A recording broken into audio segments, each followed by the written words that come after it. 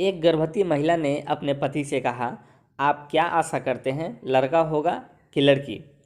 पति, अगर लड़का होगा तो मैं उसे गणित पढ़ाऊंगा, हम खेलने जाएंगे, मैं उसे मछली पकड़ना सिखाऊंगा।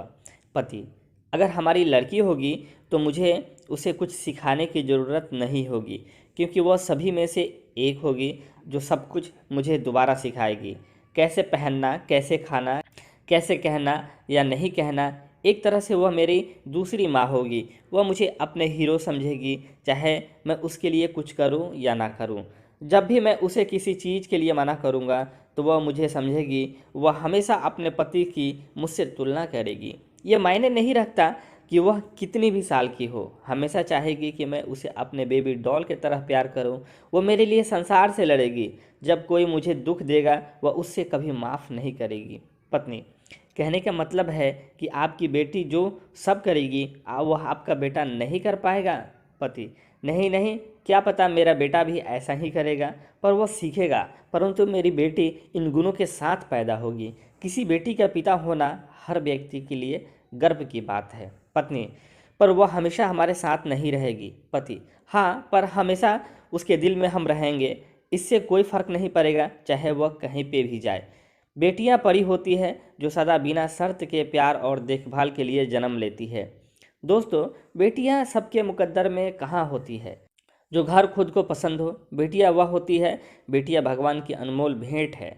हर बेटी अपने पापा से सबसे ज़्यादा प्यार करती है, क्योंकि वह जानती है संसार में उसके पापा ही एक ऐसे व्यक्ति हैं जो उसे कभी दुखी देखना नहीं चाहते। किसी भी परिवार में पापा को डांटने का अधिकार बेटी का ही होता है, क्योंकि जिसे प्यार किया जाता है उसी को ही डांटा जा सकता है।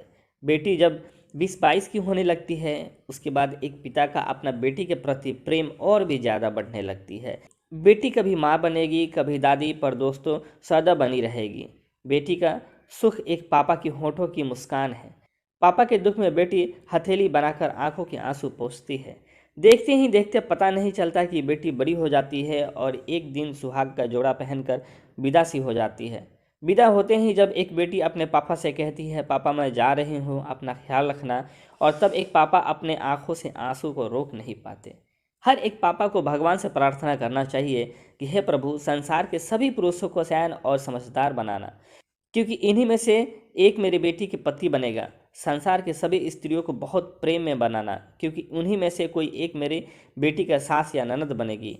अंत में यही कहना चाहता हूँ, यदि आपके घर में बेटी नहीं है तो पापा बेटी की घनिष्ठता के बारे में नहीं जान सकते।